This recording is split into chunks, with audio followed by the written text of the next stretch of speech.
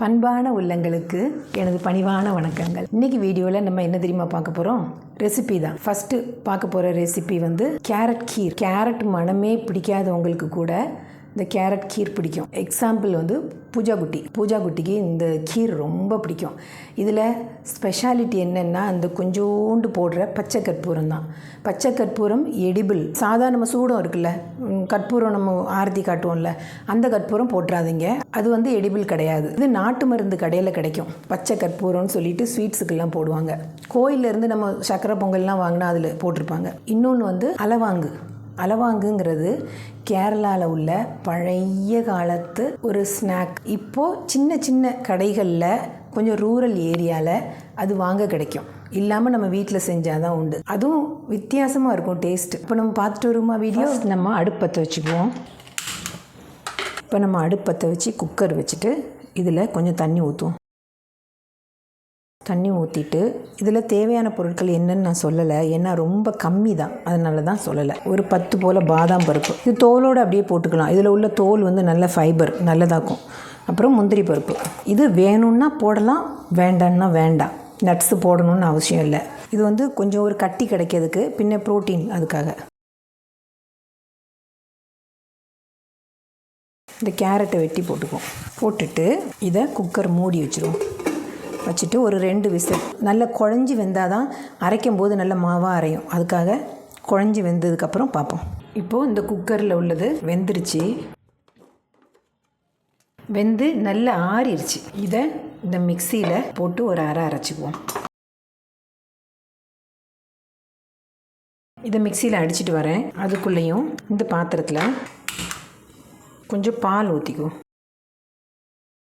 இப்போது இதை நம்ம அரைச்சிட்டு வந்துட்டோம். இதை இந்த பாலில் ஊற்றிக்குவோம்.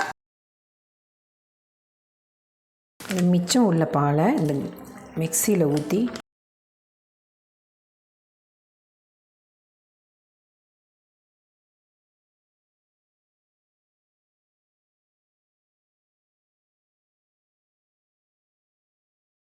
இவ்வளோ திக்கு இருந்தால் போதும். ரொம்பவும் திக்காக இருந்தாலும் நல்லா இருக்காது, ரொம்பவும் தண்ணியாக இருந்தாலும் நல்லா இருக்காது. சூப்பராக ஆயிடுச்சுல. இதில் தேவைக்கு சுகர் போடுவோம். லாஸ்ட்டில் எக்ஸ்ட்ரா ரிச்னஸ்க்காக கண்டென்ஸ் மில்க் ஊற்றணும்னு நினச்சிருக்கேன்.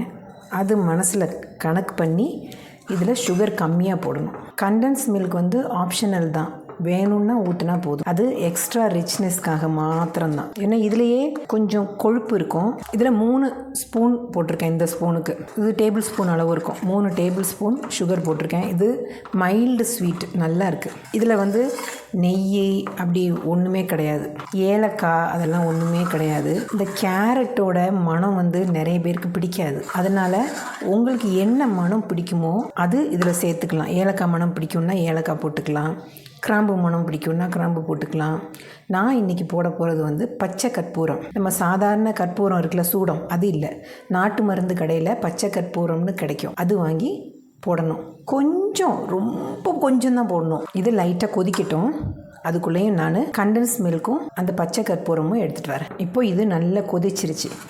இவ்வளோ திக்னஸ் வேணும், இதுதான் கரெக்டு கன்சிஸ்டன்சி. இப்போது இதுக்கு எக்ஸ்ட்ரா இதுதான் அந்த பச்சை கற்பூரம். இதில் கொஞ்சம் ரொம்ப கம்மி, இந்த பாருங்க, இவ்வளோ தான் போடணும். இதை விட மேலே போட்டிங்கன்னா அது ஹெவியாக இருக்கும். அந்த ஃப்ரேக்ரன்ஸ் வந்து இவ்வளோ தான் போடணும். ஒரு பிஞ்செல்லாம் இல்லை, அதை விட ரொம்ப கம்மி, இவ்வளோண்டு தான் போடணும். போட்டோமா? இதுக்கு மேலே தேவைப்பட்டால் இந்த கண்டென்ஸ் மில்க் ஊற்றணும். இது வந்து எக்ஸ்ட்ரா ரிச்னஸ்க்காக மட்டுமே.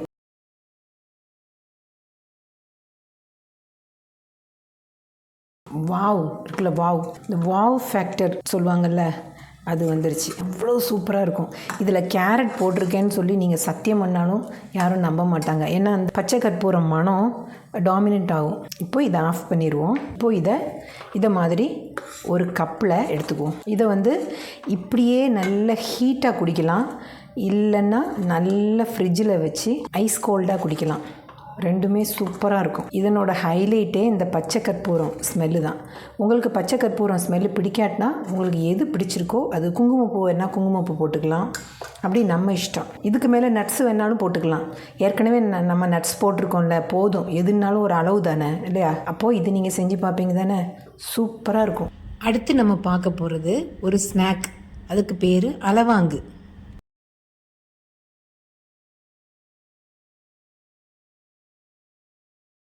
இப்போது ப்ரிப்பரேஷன்லாம் முடிஞ்சுது. இதுக்கு தேவையான பொருட்கள் என்னென்னு பார்ப்போம். இது வந்து கோதுமை மாவு. கோதுமை மாவு 1-1.5 கப்பு கிட்ட இருக்கும். கொஞ்சமாக தான் எடுத்திருக்கேன். இதுக்கு தேவையான அளவு உப்பு போடுவோம் ஃபஸ்ட்டு.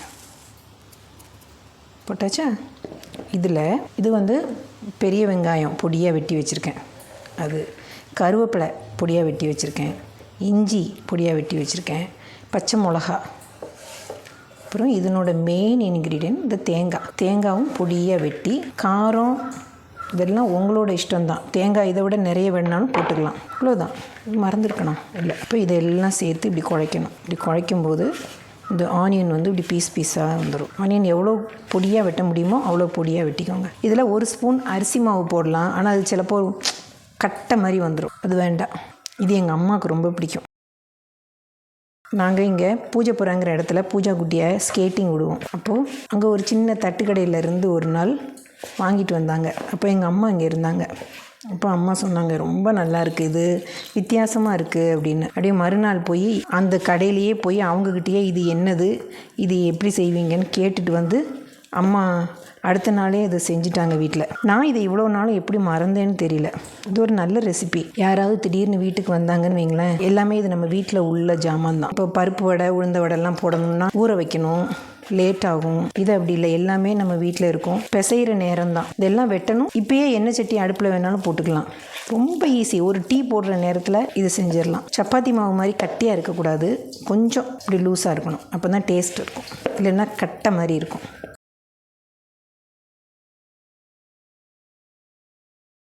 இப்போ பிசைஞ்சு வச்சிட்டோம்ல, இனி அடுப்பத்தை வச்சுட்டு பார்ப்போம். இப்போது அடுப்பத்தை வச்சுக்குவோம். சட்டி, இதில் எண்ணெய் ஊற்றிக்குவோம். நான் தேங்காய் எண்ணெய் ஊற்றிருக்கேன்.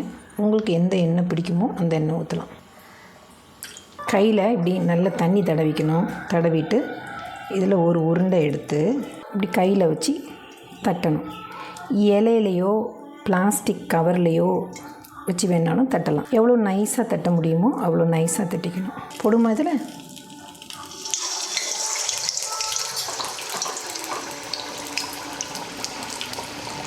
அடுத்தது, இது எண்ணெய்லாம் குடிக்காது.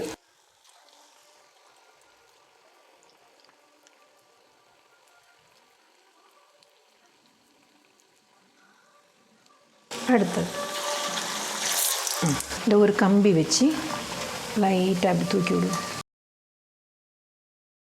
இப்படி 2 3 போட்டால் போதும். ஒன்றா போட்டால் ரொம்ப நல்லாயிருக்கும். ஆனால் அது ரொம்ப லேட் ஆகும். இது டக்குன்னு செஞ்சிடலாம். இதுக்கு மிளகாய் அதெல்லாம் போட்டிருக்கிறதுனால வேறு சட்னி அப்படிலாம் ஒன்றுமே வேண்டாம். இதே போதும். இப்போ மீடியம் ஹீட்டில் வச்சு வேக வைக்கணும். அப்போ தான் உள்ளெல்லாம் வேகும். ரொம்ப ஹை ஹீட்டில் இருந்தால் வெளியில் ப்ரௌன் ஆயிரும், உள்ளுக்குள்ளே வேகாது. நான் நைஸாக தான் தட்டியிருக்கேன். நீங்கள்லாம் அந்த வடை எடுத்து எதில் போடுவீங்க?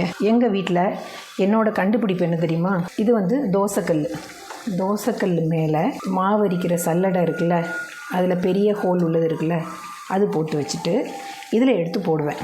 போட்டால் இதில் உள்ள எக்ஸ்ட்ரா எண்ணெய் 1-2 ட்ராப் இருந்ததுன்னா அது தோசைக்கல்லில் விழும். மறுநாள் தோசை ஊற்றுறதுக்கு அப்படியே வச்சுக்குவேன். நீங்கள் வேறு பிளேட்லேயோ எதுலேயோ வச்சுருந்தீங்கன்னா அந்த எண்ணெய் பிளேட்டை கழுவணும். அதனால் இது ஈஸி மெத்தட். எப்படி சூப்பர் ஐடியா தானே இதெல்லாம். அப்படியே தானாக வருது ஐடியா. இது வந்து கொஞ்சம் சாஃப்டாக வேணும்னா கொஞ்சம் முன்னாடியே எடுத்துடலாம். நல்லா கடித்து சாப்பிட்ணுன்னா நல்ல ப்ரௌன் கலர் ஆக்கி எடுக்கணும். இது ஆயிடுச்சு. 2 பக்கமும் பாருங்கள் ஒரே கலரில் ஆயிடுச்சுல்ல. இப்போ எடுக்குமா? இதுலேயே எண்ணெய் ஃபுல்லாக வடிஞ்சிரும். அப்புறம் அந்த தட்டில் வடிகிறதுக்கு ஒன்றும் இருக்காது. இப்போது இதில் தூக்கி போட்டுருவோம். தொடங் ரெடி. நான் இப்போதைக்கு இந்த 3 மட்டும்தான் செஞ்சுருக்கேன். இனி மேலே போடுவேன். அது வீடியோ எடுத்து உங்களுக்கு போர் அடிப்பிக்க வேண்டாம்ல. இப்போ செஞ்சு பார்ப்பீங்க தானே. 2 ரெசிப்பியுமே சூப்பர் ரெசிபி. 2மே ஈஸியும் கூட. யாராவது வந்தாங்கன்னா இந்த அளவாங்கெல்லாம் அவங்கக்கிட்ட பேசிகிட்டு இருக்கும்போதே ஒரு அடுப்பில் டீ போட்டுட்டு ஒரு அடுப்பில் இதை செஞ்சிடலாம். அவ்வளோ ஸ்பீடாக செஞ்சிடலாம். அவ்வளோ ஈஸியும் கூட. வடை இடெல்லாம் செஞ்சு கொடுக்குறத விட, வெளியிலேருந்து நம்ம வாங்கி கொடுக்குறத விட இது நல்லா இருக்கும். நம்ம செஞ்சு கொடுத்தோன்ற திருப்தியும் இருக்கும், அதிக வேலையும் கிடையாது. அப்போது செஞ்சு பார்ப்பீங்க தானே. அடுத்த வீடியோவில் பார்ப்போமா? அப்போது எல்லாரும் வீடியோ பாருங்கள், சப்போர்ட் பண்ணுங்கள், ஷேர் பண்ணுங்கள், சப்ஸ்கிரைப் பண்ணுங்கள். அடுத்த வீடியோவில் பார்ப்போமா? தேங்க்யூ.